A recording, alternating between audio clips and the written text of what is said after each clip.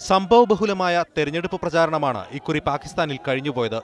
മുൻ പ്രസിഡന്റ് പർവേസ് മുഷറഫ് രാഷ്ട്രീയ പ്രവാസം അവസാനിപ്പിച്ച് തിരികെ എത്തിയതു മുതൽ പാക് രാഷ്ട്രീയം കലുഷിതമായിരുന്നു. വിവിധ കോടതികൾ മുഷറഫിനെ തെരഞ്ഞെടുപ്പിൽ നിന്ന് വിലക്കി. ഒടുക്കം കോടതി നിർദ്ദേശപ്രകാരം വീട്ടുതടങ്കലിലുമായി. ബേനസീർ വധം മുതൽ അടിയന്തരാവസ്ഥാ പ്രഖ്യാപനം വരെയാണ് മുഷറഫിനെതിരെയുള്ള കേസ്. തെരഞ്ഞെടുപ്പ് ബഹിഷ്കരിക്കാൻ ആവശ്യപ്പെട്ട് തെഹ്രീക്കെ താലിബാൻ തുടക്കത്തിലെ ഭീഷണി ഉയർത്തി.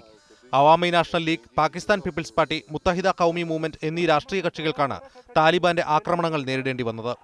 അമേരിക്കൻ വിരുദ്ധരായ രാഷ്ട്രീയ പാർട്ടികളെ താലിബാൻ ആക്രമിക്കുന്നില്ല. ഇമ്രാൻഖാന്റെ തെഹ്രീക്കെ ഇൻസാഫ് ഉദാഹരണം. തെരഞ്ഞെടുപ്പ് പ്രചാരണത്തിനിടെ വേദി തകർന്ന് പരിക്കേറ്റത് ഇമ്രാൻഖാന് തിരിച്ചടിയായി. जितना मैं कर सकता था मैंने किया अपने मुल्क के लिए. ये मैंने किसी पे एहसान नहीं किया.